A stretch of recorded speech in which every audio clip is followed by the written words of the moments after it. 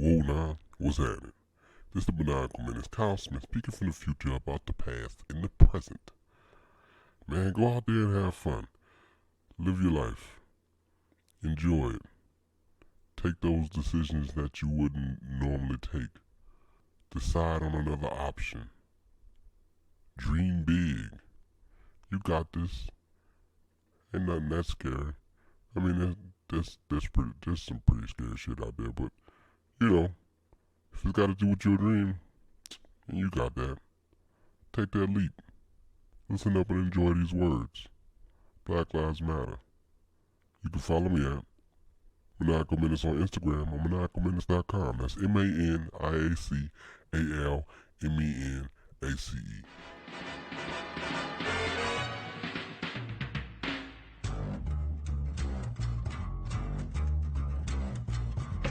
I think it's time to blow this scene. Get everybody in the stuff together. Okay, 3, 2, 1, let's jam.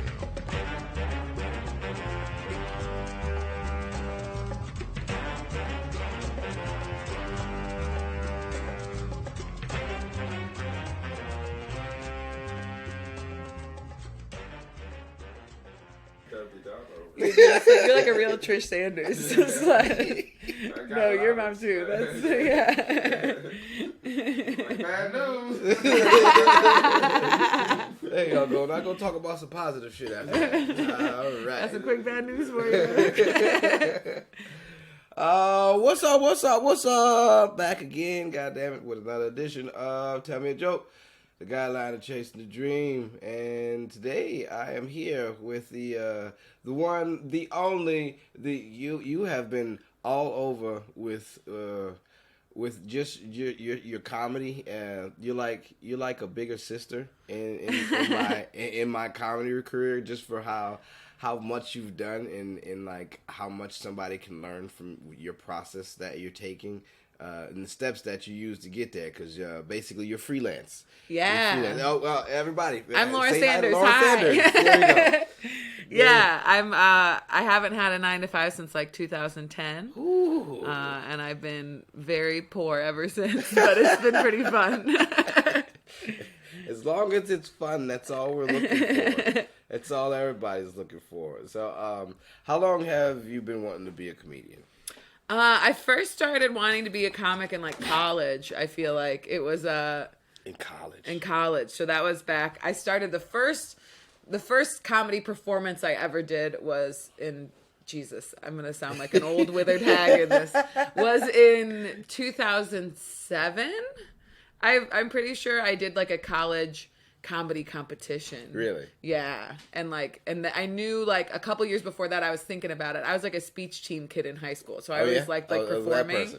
Yeah. You didn't mind being in front of the stage. No, yeah, I did student council, and I loved doing the speeches. I loved doing that stuff. And so then when I got into college, I didn't do speech and debate anymore. And so I was kind of like, I want to do something like that. I like to talk and have people listen. Yeah. Yeah. Oh, that's awesome. That's awesome.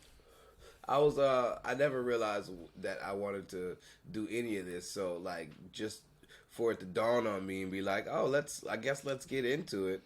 It was kind of like reassuring that, all right, this is probably where I should be, since it clicked. Yeah. Since it took so long to click. Like, and see, it came for you in college. So when you were growing up, how was your childhood? It was very unlike many comedians, I had like a pretty Rockwell, pretty happy little time. It's weird. It's weird when the comedians like had a good upbringing. Yeah, and I grew up around a lot of kind of performance as entertainment but not necessarily, we weren't like listening to stand-up records and stuff, but like my mom directs musicals, and my parents both met when they were both theater majors in the 70s. Okay. And my family's like, literally every Christmas, like, writes out stories from their childhood and reads them aloud. Like some stuff. Christmas tradition. Yeah, like Christmas tradition is like being loud and talking a lot and like joking around and all that stuff. So you was raised in this kind of field anyway. Yeah. Like public speaking was never something in my house that seemed like daunting. It seemed like everyone in my family was pretty much like, give me more of that. I want to talk and have everyone listen. That's awesome. That's hence why the real tight knit family that you have, and like the camaraderie that y'all have, especially when it comes to y'all playing board games. Like, yeah. Yes, you're. We were talking about board games the other day. God, the attention span that you have to have for some of these games, like especially if you don't know. For me, looking on the outside, whenever I've seen them play, one of their infamous games that I've learned that since they've came down here is Catan. Yeah, you played Catan. I never knew about Catan or what it was. I've seen people do it before, but I never cared to ask because I was like, I don't know, is that wheat? I don't. That it's like real. That doesn't look like it's gonna interest me. I'm gonna just keep going until y'all started playing, and I was like, oh, this is really intriguing. I like this, and then then y'all taught me the ropes, and I was like, oh, all right. And you fit right in. Yeah, I can see how we can just sit here, just shoot the shit, or just sit here quietly thinking about strategies. And I like to have like an activity. I feel like it's because I feel I was talking about this with Anthony Scontrino. Like he popped by over Christmas, and I was like, it felt weird to just be sitting the whole time and not doing anything. Like, because we just had a kind of like a hangout Christmas where everyone was like listening to some music, just chatting the whole time. And I realized when it was done, I was like, why did I feel so antsy for some of that? And it was because we weren't playing a board game. And I'm like, that's how I'm used to interacting socially with my family. That's awesome. That's like my cousins. My cousins and them, they were homeschooled, and they had a TV, but they would only watch the TV on the weekends, and they only had 3 channels. So damn. So they weren't like that tempted to watch it. Yeah, no, not at all. Yeah. Like me growing up, I always had a TV and video games and everything. They didn't have any of that. So like one of my cousins, she taught herself how to play the guitar, like just before YouTube, you know. Just, oh wow! How did anybody learn anything? Exactly. I was like, what the fuck? Like she went to the library and got a book of like how to play the guitar. What she did, she punished herself basically. That's what I call it. When you just go to your room and just learn some shit, I call that punishing yourself. And that's what she did, and she learned how to play the guitar. My other cousin's basically like very intelligent. It is wild how like they read a lot. They read a lot, and they used to bake and shit. So every time I would go over there, like I wouldn't be prepared. I'm like, man, what we gonna do, man? Y'all watch TV? Oh my god! And that's when the board games and stuff come out, and all the other like arts and crafts and stuff that you can do, and then baking. That's the first time I ran into ooey gooey butter. The ooey gooey cakes. Yes. Yeah. They made that. They used to make that at the house, and I was like, well, this is amazing. I would have never thought to open a cookbook, like straight from the cookbook. You just reading shit, and she's like, yeah, grandma gave me this cook. I was like, our grandmother gave you this? I didn't even know. Like, I wouldn't have delved into any of that shit because I'm stuck on TV and but cartoons. You had like the Animaniacs, Like yeah, it's like, and then you gotta think it's like I did have the good, but most of the time I would go outside and play. That was my thing to do. That you were like, would you just kind of? I feel like there was kind of some kids. I was one of these kids where you'd just be like, all right, I'm going to go outside, and then you just be outside until, like, nighttime, basically, and then they're like, all right, come on back in. You just, like, go wander around. I definitely was one of those kids that made up adventures. Like, did you climb trees? You come off of someone, like, because I was like, you're, like, very, like, this is gymnastic. I imagine as a kid you were like, I'm doing this already. We used to play this game called Catch One, Catch 'Em All, and it's basically where it's tag, but the first person that's it catches the next person, and that next person that he catches is on his team. And so, you catch one, then you catch them all. And that was a game that we had played because there was a lot of kids in the neighborhood, and that was the fun thing about growing up, especially when you got kids your age in the neighborhood. Oh yeah. And this is one time where we was playing this game, and I decided to climb a tree. And and as I decided to climb this tree, I was up in the tree, and my brothers and them they already did it, but I'm a lot smaller than them. So in my backyard we had this pine tree, and next to the pine tree they had an awning with a little swing under it and everything. And you could kind of like go from the pine tree to step over to this little ledge, this little 2x4 ledge that would hold like a bird feeder or something on it, and then you'd be able to step onto the awning. And like they were long enough to where they could step on it, and me, like they was like, hey, come on, Kyle, he's not gonna catch you. So I climbed the tree and I tried to go ahead and step on it, but I couldn't because I had to like hop over. Oh yeah, because I didn't have the and that's stretch scary. distance at all. And like I'm like at least 2 stories up because I judge it because we had a 2-story house, and I'm like, almost to the top of it before I can step over. And as I go to step over, the top ledge that I'm holding, the top branch that I'm holding on to, that motherfucker breaks. And then the one that it was like a pause. You know how like on like Wile E. Coyote? Yeah. He like looks down and it's like, oh shit. And then the branch that I'm standing on breaks, and then I fall and I drop and I break 3 branches on the way down, and I land on my back. I thought you were gonna say like ribs or something. Oh yeah, no, it was okay. Actually, I don't know. I didn't feel anything. I actually bounced up. I bounced up off the ground. Like I hit the ground, bounced up, and landed on my feet, and then took off. I ran after that. So much adrenaline was going through my body. Yeah, that's like I fell out of trees. Did you land on like? I feel like pine trees have like the pine needles that go on. Did you land on like a soft pine needle bed? I think I might have. Okay, that could have been. I've seen my brother fall out of a pine tree before, and he like popped up, and you're like, that looked like you were gonna explode. Or, like as a kid too, you picture them like exploding, like when a car falls off a cliff. But it's just like, whoa, and then they just exploded, and then they're just like, no, I just fell. Yeah, it just fell on some pine needles. That's a good thing. Yeah, because when I did land, it didn't hurt at all. Like I got up and I just ran, and like yeah, that's so funny. Pine needles. A bed of pine needles could have... Pine trees are the perfect climbing tree because they are like little ladders. They're easy to climb. And then they give you a little soft landing spot. A little cushion at the bottom. Yeah, a little perfect cushion is what I climbing needed. tree. I'm glad I fell like a pro wrestler, because if I didn't have any wrestling skills, I could have definitely fell on my neck how far I fell. Yeah. And yeah. You did all kinds of turned around. I did some dangerous things as a child, and, but none of it said, hey, you're gonna be a comedian, so just keep up the dumb shit. Now you were a performer, like you do like poetry and like all kinds of performance. Like, what did you do those things first, and then later you're like comedy clicks, or like all at once where you're like, I want to perform? Oh no, like I at first it was just me writing a whole bunch of stuff. Like I used to always write poems, and like I would write rhymes and shit, and from there. It never dawned on me that I would like want to recite them to anybody, because most of the time I would write poems about like girlfriends that I had. Stuff like that. So I'm like, that's totally the like high school poet. Yeah. I would do that. I would do shit like that, and I would draw them little pictures and all that. But none of it ever really clicked that I would really be I didn't like to hear my own voice. So it was very frightening to get up in front of people and just start like reciting something that I wrote, unless I was really proud of it. And it's so vulnerable. Yeah, that never clicked for me until I got to college, to where I actually had a creative writing. I had a creative writing class before I got to college, and I got to college and I took speech or something like that. Yeah, I actually had to stand up in front of people and speak some shit, and so. I wrote about. I know one of the things that we had to talk about is we had to pick a topic and write either if you argue for it or if you argue against it. And I was like, I'm against us going to the moon. And then I got up and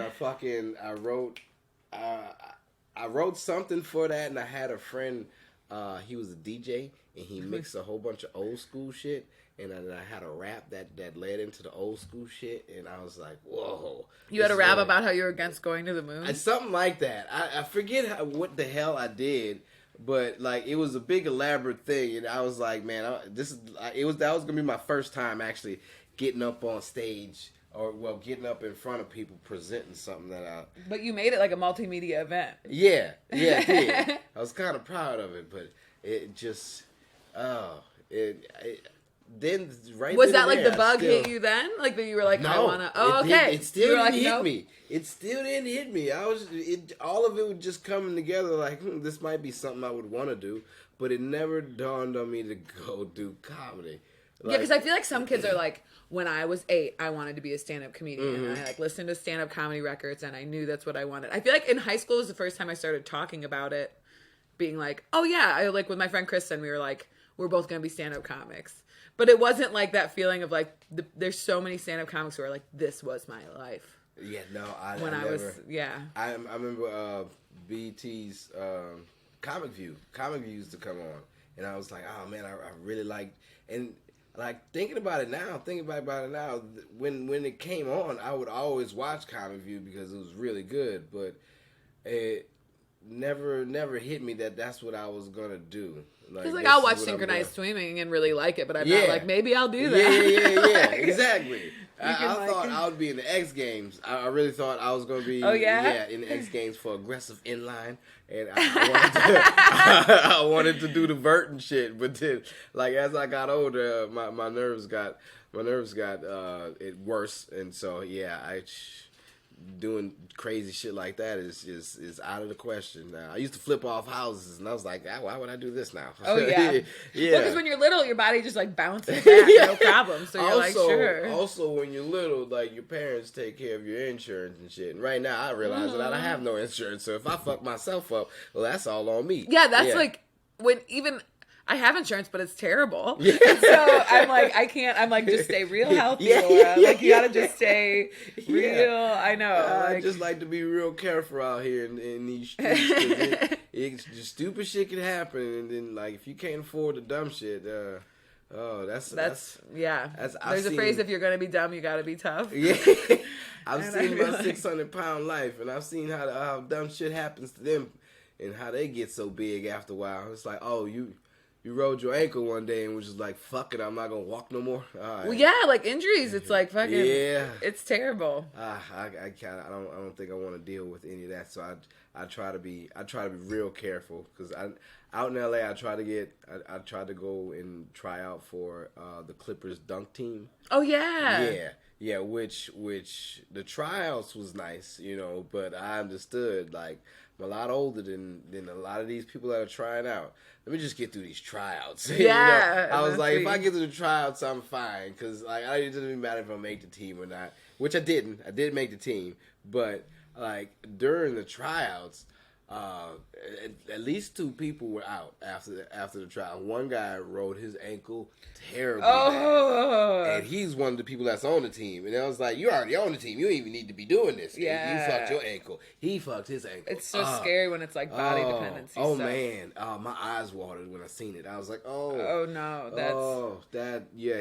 You are hurt, sir. He was done for the day. And another guy I think landed on his head on the mat or something like that. Jeez. Yeah.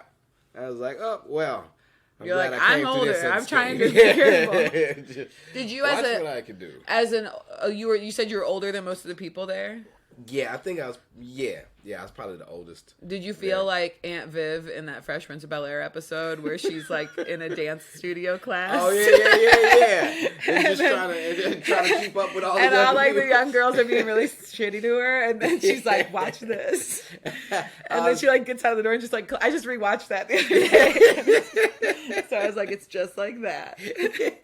Kyle was just like Aunt Viv. Something like it, like, but everybody was cool because some people like I can still hold my own when it comes to flipping and all that, but other people they're doing other shit like there's a world of tricking, so people spin their ass off and do kicks and shit. So I tend to keep it basic, real old school. Like watch, let me show you how Pops did it back in the day. Hit a few basic like, we don't need all that newfangled. Yeah. Look, I can give you real basic and then be funny as shit. I think that's what gave him a little gleam in the eye. Towards the end, I did a little bit, and it was like, oh, we like this. We like this. How far do you stay? I was like, I stay really far. And it was like, oh. and from then on, it was like, all right. But I kind of understood. Like, if I didn't make it off my charisma, it was like, all right, it didn't need to be done. So, that's good. That's good because that's just like playing with the snake. Eventually, you're going to get bit. And yeah. It's going to bite your ankle. I don't know what their insurance is like, but eventually I would have rolled something. And, whew. And then you're hosed. Yeah. Then I'm done after that. It's like, what do we do? Go sit on the sofa and eat these pills. Thanks, Doc. All right. Yeah. You're like, but I once was a dunk team champion. Yeah. And you just have like your photo album from the 3 months that you worked there. And you're like, this is all before my ankle went. But no, it is weird, like getting, because we're not old. Like we're in our 30s. We're still considered very young in the grand scheme. Right. But it's just weird to be aware of body injuries now. Because I do feel like teens 20s, you're just like, I feel like I was always aware of my body and that like women are taught to like hate themselves real young. But like, I feel like you weren't aware of like limitations of like injury or health. You were just like, oh, I want to look a certain way because I want to fucking buy Delia's clothes or whatever. I get more nervous now that I get older. Like, oh man, I can just imagine like the way my bones hurt now. If I take like a real hard fall, that would suck. Just to like, I avoid just falling all the way down nowadays. Like, I think that's I a can good just strategy. imagine. Yeah, I get nervous when my mama main goes goal, up certain stairs. not and falling shit. down. Main goal. Just be careful. Like all types of shit is out there to fucking trip you up.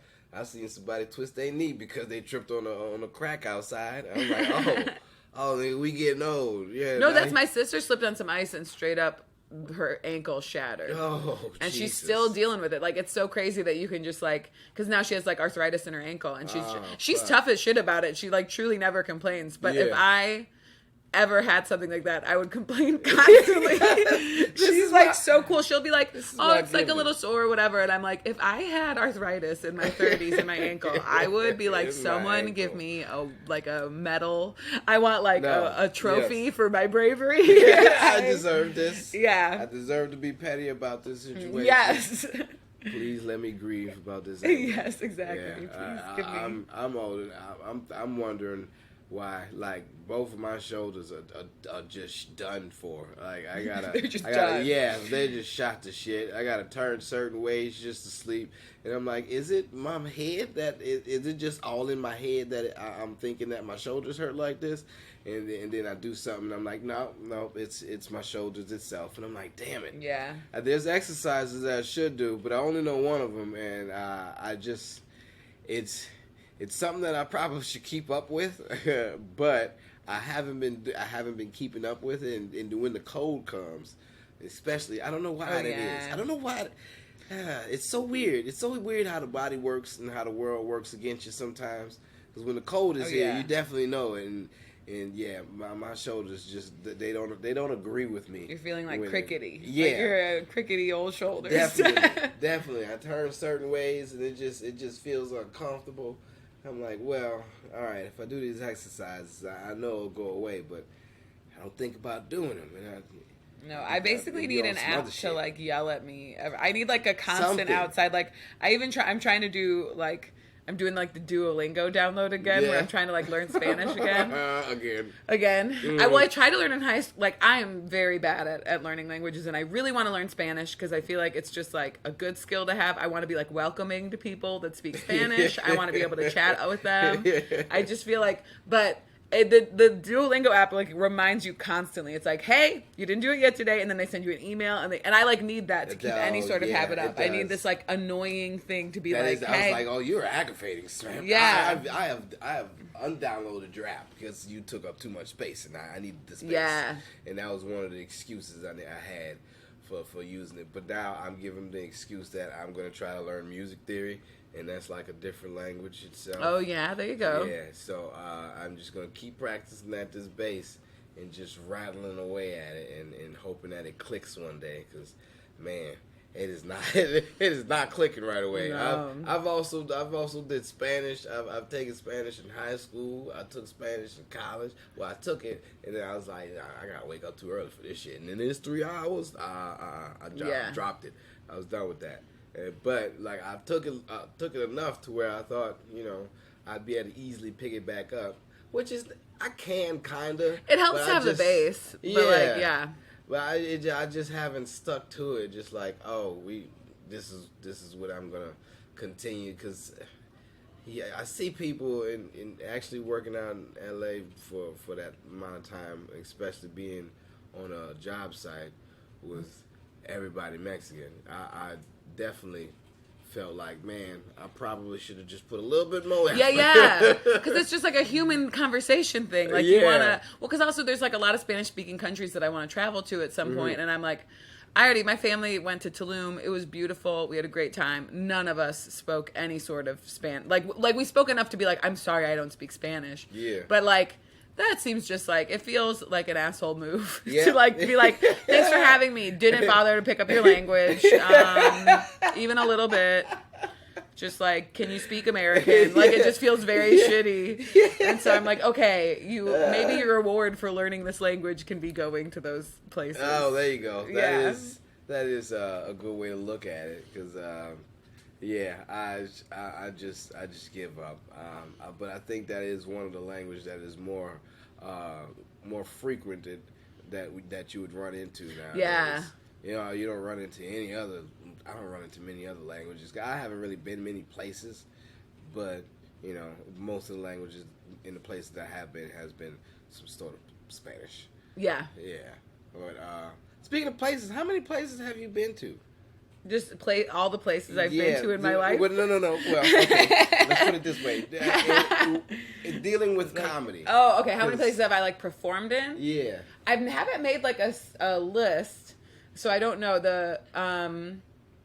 I've only performed in the U.S. I've never performed outside of the U.S., but I performed in a lot of states. I'm trying to think. Probably some of the bigger ones I haven't performed in are like, I've never gone up to like Portland or Seattle or those places. I feel like those are pretty major scenes. I've never been to like Montana or the Dakotas. But I performed a ton of different just throughout, because I started comedy in Ohio. And so there you have just like a ton of surrounding states. And so you end up doing a bunch of stuff there. And then I toured some. So that kind of like hit between Ohio and Louisiana, like all the like Tennessee what is a good way and that to stuff. go about touring? Like, should you do festivals first? Should you try to get into festivals, or should you just go places that you know people at? Like, I feel like it's a mixed bag. Festivals can be really, really fun, and they can be also very expensive. So I feel like it depends on the festival, because I've performed in some that I'm like, this was incredible. And festivals are really great ways for meeting a ton of comics from all over the place at once. So you can like meet people. And then if you get along later when you're booking a tour, it's really helpful to be like, oh, hey, I met you here, so I'm going to go. But as far as, I feel like some people, I just feel like everyone who thinks it's all one way or all the other way is completely wrong. So like, because there's some people that are like, of course, festivals, you got to do as many festivals as possible. And I'm like, that's not an option for some people, whether it's work or whatever. And then some people are like, never do a festival. They're all scams. They're all bullshit. And I'm like, well, that's also not true. So I feel like a mix is good. I haven't done a ton of festivals, but I've really liked the ones I've done. And it's like, it's just like fun. Like if you look at a festival as this will be a lot of fun and I'm meeting a lot of comics, then that's a healthy outlook. If you look at it as like, and this is all just in my opinion, but if you look at it as like, this is going to change my career, I have to do it because of XYZ. That's it can, but I feel like it's just not a health. Like you have to just look at it as like, I'm going to have the most fun possible. I'm going to get to perform, and because through like, and I honestly think building a career is just like thousands and thousands of tiny moves. Like, no, I used to very much think like, I'm going to make it because of this. And I'm like, there's no moment where someone's like, and now you've made it because you unlocked. It's not like a cheat code in a video game where it's like, it's like, oh my God, thank goodness you went to this festival in Florida because behind this door was the diamond that started your whole career. I feel like it's a bunch of little stuff and you can build it however you want. I'm kind of like a career turtle though. I'm like very slow and steady. So if someone was like really ambitious and was like, I'm trying to like make it, I'm trying to get on TV in like 3 years, well then yeah, they'd probably approach it a lot differently than I did because I like. You got your wheels going now. I've got wheels going, but they're going slow. They're just turning. I've always been I don't like to be rushed. It's always been like, my mom told me stories when I was a kid. If she like tried to rush me to get my shoes on, I would like freak out and slow down. I just like really like I can imagine that. I don't like to be rushed. I don't like someone to tell me to hurry up. And so I feel like I'm doing my career the same way where it's like, where I'm like, okay, by the time I'm like, I always used to set these like really intense goalposts. I used to set like John Mulaney pace goalposts where I was like, at 26, I want to have this, at this, and I'm like, don't do that. That's like very cruel to yourself. And so now I have a lot of the mindset. My grandma was an incredible portrait artist, and she didn't even start doing like paintings like in that formal way until she didn't start until she was like 40. Yeah. And so I'm just like, oh yeah, it's not. there's not like a certain timeline that needs to be held. Right. So I feel like because of That's what that, people don't know. They don't understand that. It's like a build your own. Right. Do I wish that my timeline was sped up? Sure, in a lot of ways. Do I see a lot of people that I was like performing with before, and they're like, "Here's my TV spot. I'm doing it. I'm on Conan now." I'm like, "Oh, that it burns a little." Yeah. But like, in the long run, I'm like, "Oh, I live in a city that I really like. I have relationships that I really value, and that it's like a balancing." And so I'm turtling it. Yeah, that's why all this works in here. That's why I understand how hey, look at that guy. Oh, hey, it's exciting. Hello, David's the podcast. There's a David outside the door. There's a David outside. Yes, and it's been that I can see. All right, I can see why all these mindsets click because I put you in the category of one of those writers, the people that like. Your comedy is like fine tuned to the T. You specifically know exactly which route you're taking and what's gonna hit where, and it's just like bow, bow, bow, and you know how to take the momentum. I've seen this from you because I was like, oh, this is somebody that knows who's got it. Because after I got off stage, and a lot of people come up to me, especially after I get off stage and shit, and they be like, "God damn it, Kyle, now I gotta follow that." And it's like, I'm sorry, just because I am fucking wild and rambunctious, and you have like a very specific energy. I bring a different energy to the crowd. So like most people don't know how to like, I guess, regulate that or shift that. And I've seen you, especially after all of that, come up on stage and do something to where it was like magic, and it was boom, and then the crowd was just boom with you. Like from then on, and it was an instant in the beginning. Like you seen like the rambunctiousness of everything, like still settling down, and when you got up there, you brought it to where they were attentive towards you, and then you just rode it through with your pace. And I was like, oh shit, that is magic. That is like taming a dog right there. I was like, a dog that's not yours. This is not your dog. Yeah, just like a loose dog. Yeah, and you made that motherfucker sit down and roll over. It's like, hold on, I can't even get him to roll over. Like, wow, okay. That is always, it's like such a weird, especially showcase shows where everybody's doing like 8 minutes. It's such a weird energy shift to have to like be like, okay, now please like me, even though it's different. Right. It's like very different than what you just experienced. I feel like it's eating just like a giant disjointed meal sometimes where it's like, oh, did you like that mint chocolate chip ice cream? We've got some pad thai for you next. And you're like, that doesn't make sense. I like both those things, but I wasn't ready for them in this order. For the combination. Like right after the other one. Can I have like a glass of water in between or something? And you're like, some no. ginger to cleanse my palate. Yeah. Yes, exactly. Well, thank you. I didn't even notice. I feel like I don't notice that I do that, but it's just like such a self-serving survival skill to be like, everybody, I know you like Kyle, but you gotta like me too because I'm up here now. So like, shut it up. I was like, wow. But there's certain things that I think because it's always in the moment. I guess like smelling your own farts. Like you don't smell it, but other people smell it. Yeah. Like you being on stage, you doing something that other people don't, like you don't see, but other people see clearly. Yeah. Yeah. It's things like that, and that was one of the things that I was like, wow. Like and it's the subtle things that I look at because like I read the room and read the energy of how things are going, and so just to see the shift of that, like most people probably can't see it. It's like a behind the curtains type of thing. But if you could definitely feel, especially from being on stage, you definitely feel the energy of how things are and how things go, and like you can definitely feel the shift of things, and you can see it. You can see it as well. So it's an amazing thing to see how it goes down, to see how things happen. Yeah. Yeah, we're recording. Sorry, he's been growling at the door. Sorry, everyone on the podcast. My dog's been growling at the door because I think he has to poop. So I was trying to let him out, and I tried to do it smoothly, but I didn't at all. I did a bad job. No, but it is. I feel like the thing you're saying about how like comics can see it and other people, because I don't think other people are supposed to see it. No. Like, I feel like I'm a graphic designer also, and so, like, I talk about how, like, really good design, you don't notice it. Yeah. It's just, like, you just get the message. Like, my friend Mark was talking about stop signs. So you don't look at a stop sign and you're like, wow, that's, like, really legible. And even when I see it from far away, I know what it is. You're just like, cool, stop, got it. And I feel like the same with a really good performance, you should never see the strings. You should just be like, oh, I laughed a lot and I feel taken care of. Yeah. You shouldn't be like, oh, and the artistry that they put into this. It should just be like, I had fun.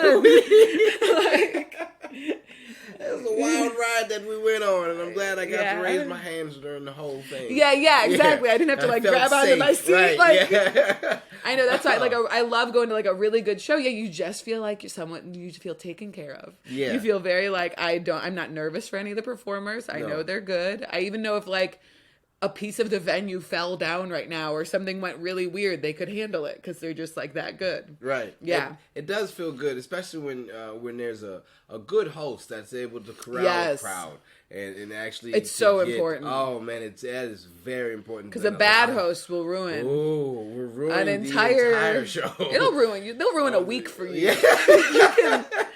A real bad host. You could have 2 or 3 good shows that happen that day. And that one show, just because that host is terrible at what he does and just leaves the crowd in an array, it definitely will fuck up how you feel for the rest of the week. I was talking about that the other day. Just like, oh, that one show that went terribly wrong. That even after all the other good shows, like I had really good shows. Oh yeah, this one out. Is the one that I'm thinking about the most now, and I hate having to reminisce on the bad times. Yeah. If they're really terrible, it's kind of funny. Eventually, it's kind of funny. Yeah.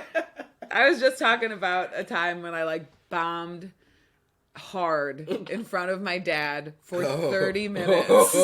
And I was like a 30 minutes or you don't get paid thing. So I was like, shit. All right, folks, we're going to just keep on. It was like my dad and 5 or 6 other people in a hotel bar in Michigan.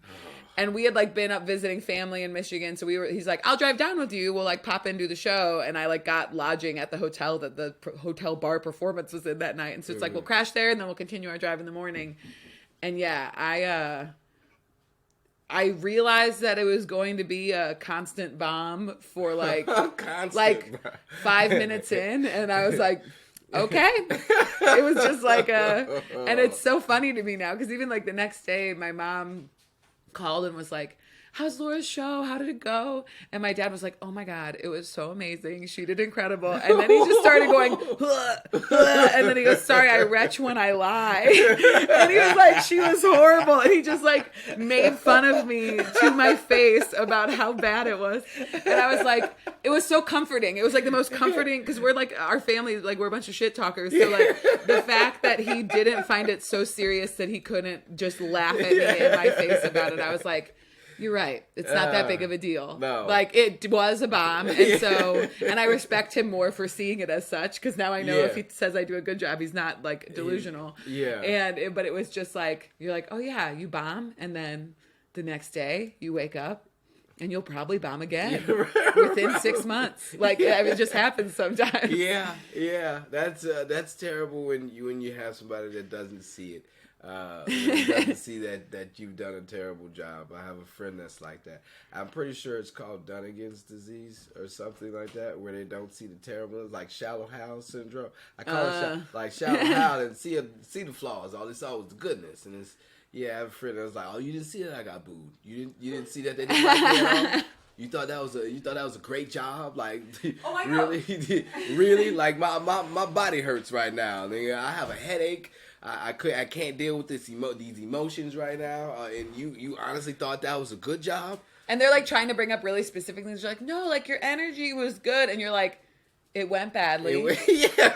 Stop talking about it. What are you trying to save? What are you trying to save yourself? Because I already feel bad. I went through that just now. Like there's no.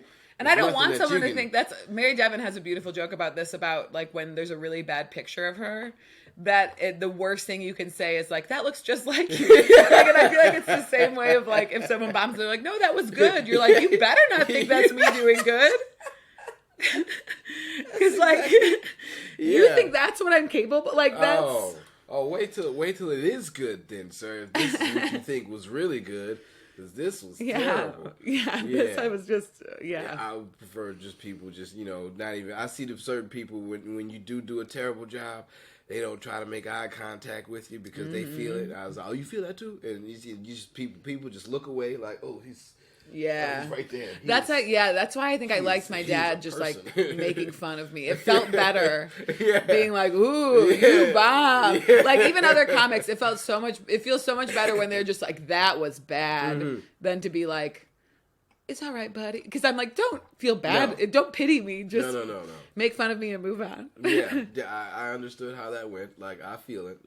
I was there. Too. I was there more than anyone was. Yeah, like, I appreciate the people that come by and like that understand that, it went terrible and just go, yeah. I was like, oh, you know about that. Okay, you felt that too? Yeah.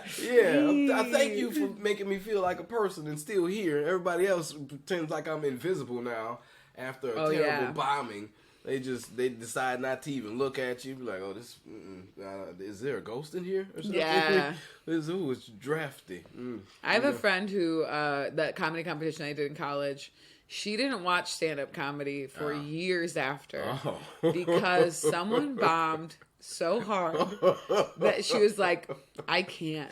Like, she was like, I can't even risk seeing something like that again. Oh my God. Just like, because also like these weren't like seasoned comics who know how to deal with it. It was like people who have done comedy a few times. But then because it was Ohio State, there was like this big budget where they'd bring in like Mark Curry was one of the judges. Mark Curry. Mr. Cooper was there judging my stand-up comedy. Like, it was just very, like, because Ohio State has this big budget, so they're like, we're going to make it an event where, like, these comics perform, but then they're also the judges for this competition. Are they local from there, or are they just bringing people in? No, they're just, like, bringing people in. Hal Sparks was there. It was, like, a very weird, like, mix of people.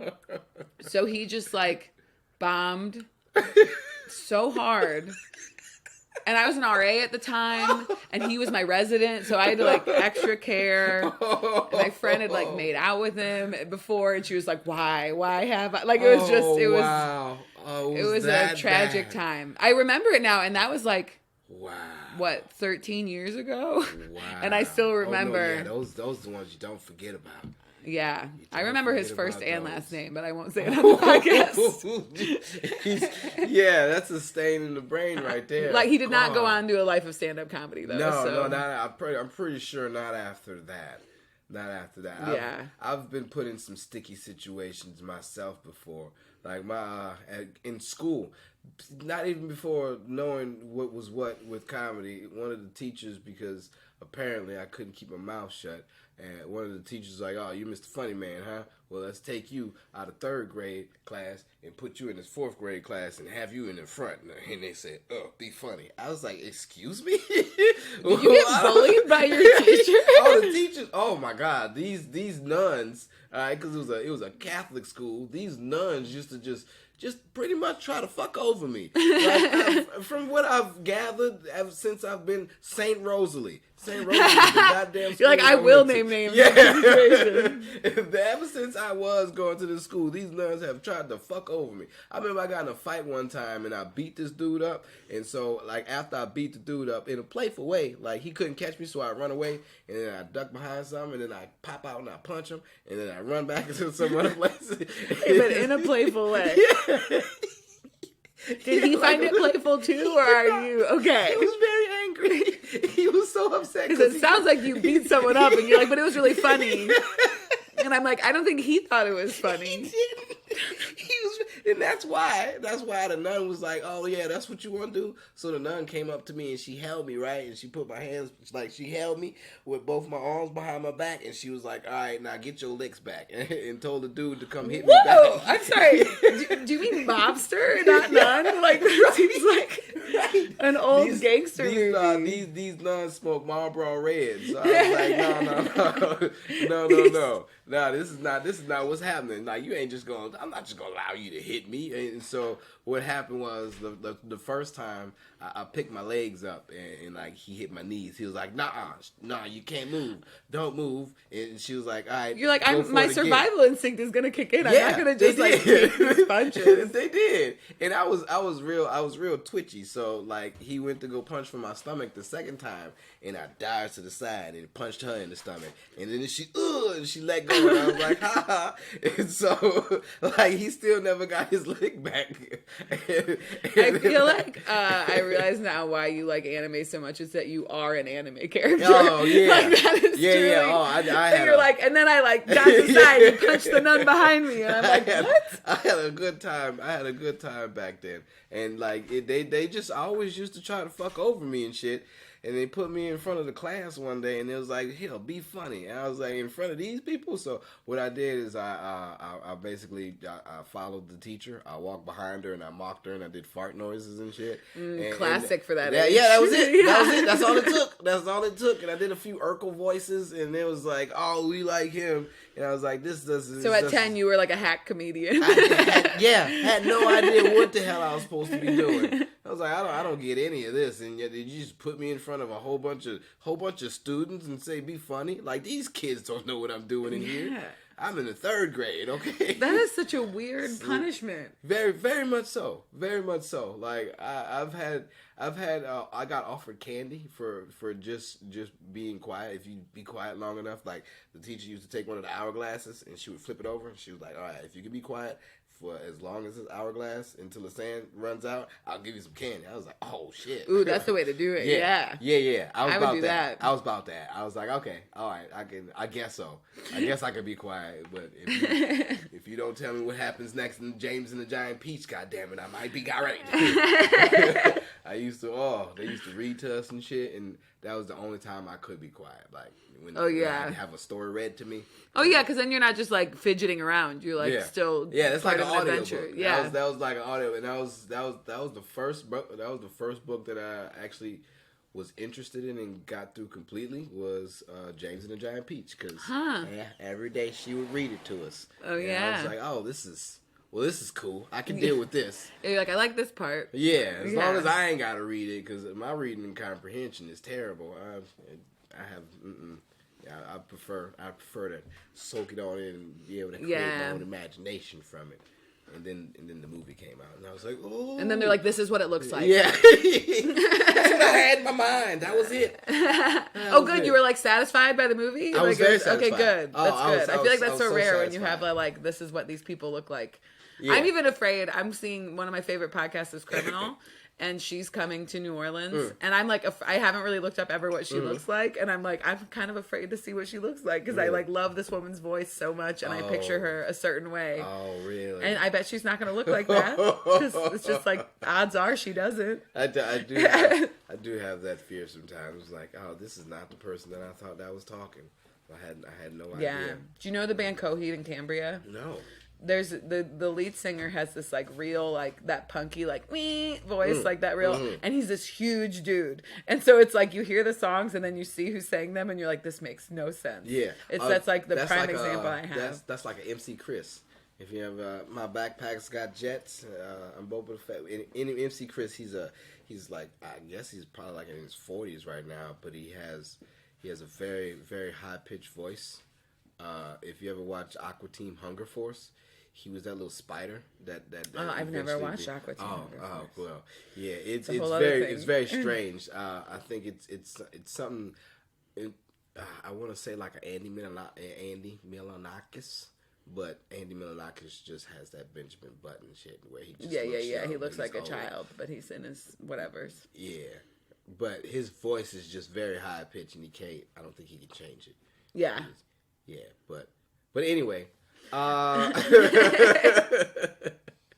This has been fun, Laura. Thanks, Kyle. Yes. And if you want to go ahead and plug anything and let them know where they can find you at, and when is this coming out? It'll be a minute before. A minute. Okay, so then overall, find me on laurasanders.fun is my website. You got a .fun. Awesome. I got a .fun because Laura Sanders is such a common name that there's no hope of me getting laurasanders.com. It's been taken forever. But you was able to get a .fun. That's good. Yeah. laurasanders.fun. And then also Killin' It Comedy is the new show I just launched. And you can always find out ticket info at killingitcomedy.com. Boom. Which she is doing a new 15 minutes every month, because what she does is she brings people on to do a new 15 minutes every month. So since she's the host, she's got to come up with a new 15. Me and Lauren Malera. Every month. Woo! That's something else. That is a feat right there. I'm tired already. That is racking that brain, goddammit. I love it. Yeah, that's awesome, man. Thank you, Laura. Yeah, thanks, Kyle. This has been a good time, goddammit. This has been Tell Me a Joke, the guy out and chasing the dream. I have been your host, Maniacal Menace. Good night. Goodbye. We did it.